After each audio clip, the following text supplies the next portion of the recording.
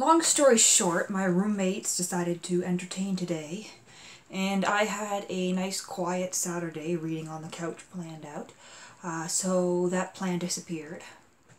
I went out for a bit this morning and read in a coffee shop.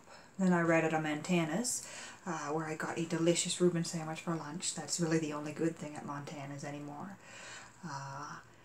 Then I came home and discovered they were having their Easter dinner. A bunch of people in the house, still no reading on the couch. So I read a book and then I went out again. And I hit up 3 secondhand stores. And I took an empty bag with me and now it's full. So of course it's haul time. And truth be told, I forget what I bought. I just sort of threw it into the basket. And now we get to have fun looking at it all. So let's see what I got. The ones on the top are going to be from Value Village. So I have here the new Clarissa Roth Gothic novel, The Haunting of Villa Gabriel. Why had her lover lured Connie to the Riviera Manor? For he knew of its angry ghost and of their coming rendezvous with terror. Yeah, so this was in the horror section and it sounds like an exciting, light read. I'm always drawn to vintage paperbacks. Let's see what year this is. 1971. I might sit down and read this tonight. Then I have, also from the horror section, The Vampire, The Secret History of Lord Byron. Not since Interview with the Vampire has a novel of this genre appeared that's half as good as Tom Holland's The Vampire. It was the custom then for men such as myself, well bred and hopelessly in debt, to perform a tour of the continent. I wanted to sample new pleasures, new sensations, and delights. Legendary poet Lord Byron comes to life with incendiary brilliance in this spellbinding blend of Gothic imagination and documented fact that paints an unforgettable portrait of the 19th century romantic genius as the world's most formidable vampire. So this one sounds quite exciting. I hope it's not absolute crap, but I thought I'd give it a try. Then I have something that I was drawn to based on its ugly cover. It's an ugly cover, but it's strangely attractive at the same time. This is Black Lightning by John Saul, best-selling author of The Homing. I've never heard of this author. He's got a ugly sweater portrait on the back. I don't think they do that anymore. They don't do giant authors' photos on the back of hardcover books anymore. I didn't actually read what this is about. In the shop I just grabbed it. John Saul knows how to make the blood run cold and the heart race wild with fear. Now the author of the New York Times best-selling Creature and The Homing delivers his most chilling novel yet, a gripping story of convicted serial killer sentenced to death and hell-bent on revenge. Yeah, so it's about a serial killer. That should be creepy, hopefully. And one last book from the horror section. This is The Diary of Ellen Rimbauer, My Life at Rose Red, edited by Joyce Reardon, PhD, with an afterword by Stephen Rimbauer. World premiere movie event, Stephen King's Rose Red, February. There's a sticker on there. So this appears to be set up in the form of diary entries.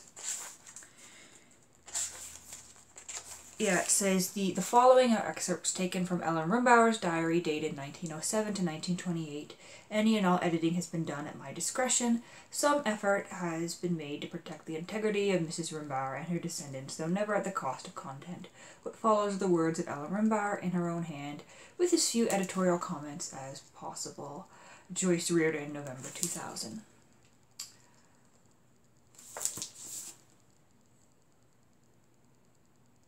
This one looks quite interesting. I always love something told through journal entries. Then I have a Can-Lit selection, Potlatch Publications, Generals Die in Bed by Charles Yale Harrison, the great Canadian war novel. It's so great I've never heard of it. The back has Quotes from different people. It makes All Quiet on the Western Front read like a child's storybook. The London Bystander.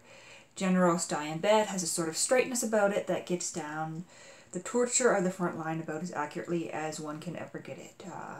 John Dos Passos. It is undoubtedly the finest Canadian novel of the war, written by a combatant. Dr. Bruce Nesbitt, Simon Fraser University. Yeah, so I have no idea what this is, and there's not really a synopsis anywhere. It's got really, really large print, though, which is unusual, and an old book smell, so I'm sold on that one. I also picked up a Margaret Atwood there, Lady Oracle. This is the first time I've seen this particular edition. I haven't read this one.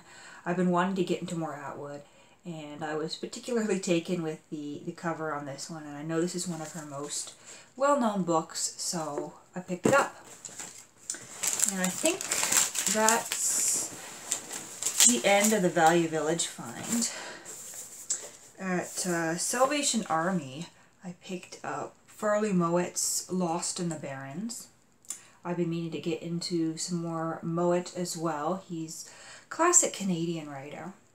A Swain, a Cree Indian, and Jamie, a city boy who has come to live with his uncle in the north, share an enchantment with the magic of the great Arctic wastes. But when the boys sneak off with a band of Chippewyans to the Barrens, their adventure proves longer and more dangerous than they could have imagined. After their canoe capsizes on the rapids, they find themselves stranded in the wilderness with no food and no hope of rescue. As the punishing Arctic winter approaches, survival will test every ounce of their ingenuity and resilience. Drawing on his knowledge of the ways of the wilderness and the implacable northern elements, Farley Mowat has created a memorable tale of daring and adventure.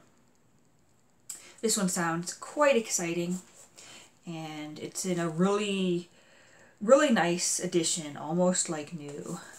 So often when I see Farley Mowat, it's old, kind of ratty paperbacks that I wouldn't really want to own. Today I also picked up a New Canadian Library edition of Brian Moore's The Lonely Passion of Judith Hearne. These are the New Canadian Library editions I don't like so much. These ones are from the 80s and the 90s, I think. They're not as pretty as the old editions from the 60s and 70s and the bright colors, and they're not as nice as the newer, larger paperbacks they release. Alone in her room in a Belfast boarding house, Judith Hearne is almost overwhelmed by loneliness. Yet she still believes there's a chance for happiness, and she waits patiently for the moment when her life will turn from sorrowful longing to joy. By chance she meets a man, the man and her dreams take on a brighter hue, only to be dashed once more. This touching story was made into a critically acclaimed motion picture in 1987. Never heard of the motion picture. The cover on this one is quite nice as well. I keep picking up a glare from the lamp over there. So some can lit there. Then at the Vincent de Paul shop, I picked up a can lit novel I'd never heard of. Just gonna set my tea down over here. It's a nice hardback edition. This one also has an author portrait on the back. They don't really do that anymore.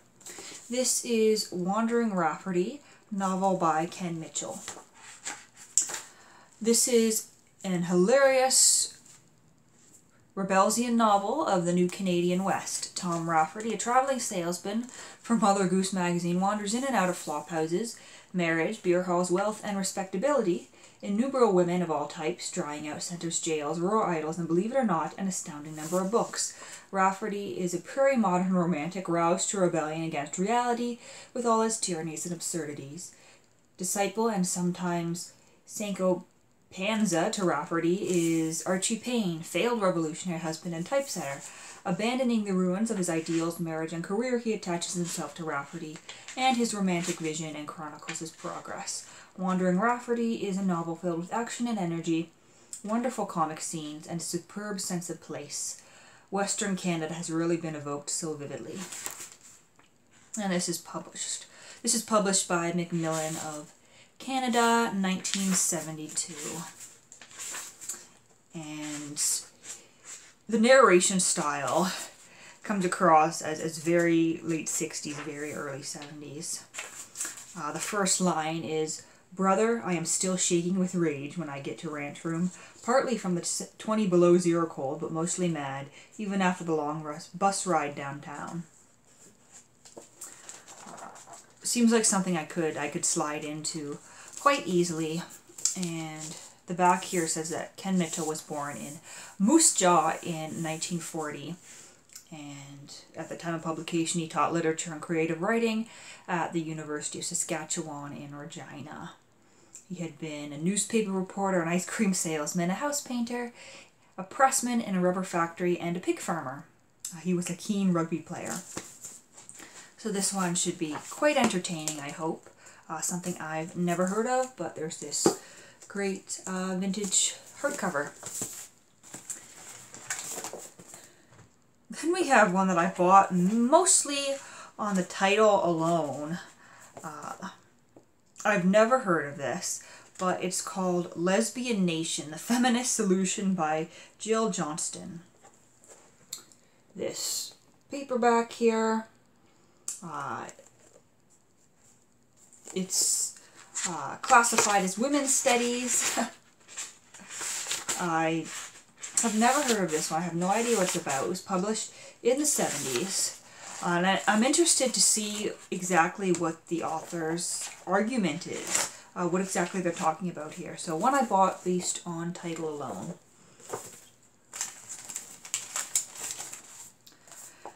I also picked up Everybody Gets Something Here by Ken Mitchell, published in 1977.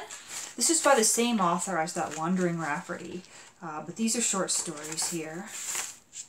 Yeah, published in 1977. The previous book is from 72. Another picture of the author back here. So somebody who donated their books to the secondhand store was a Ken Mitchell fan. I'm always interested in checking out 20th century Canadian short stories. I hope these are good. I think I might read the novel first by him. Speaking of short stories, I also picked up Manitoba Stories, edited by Joan Parr. So I'm assuming these are all stories written by writers from Manitoba. Published by Queenston House Publishing in Winnipeg. Copyright 1981. There's a foreword here. This collection of short stories features the fiction of writers living in Manitoba. The stories were selected for their literary value as well as for the honesty with which they reflect the experience of life in the province. Manitoba encompasses a great variety of geographical settings, social structures, and climatic conditions. This variety is reflected in the stories. Yes, I'm hoping these are interesting as well. And I've got one last book here, and this is a New Canadian Library edition. This is the earlier editions, the colorful ones that I like, and this is Poetry of Mid-Century, 1940 to 1960, edited by Milton Wilson. And what caught my eye here is that we have some work by Leonard Cohen in here. And this would have been published in 1964.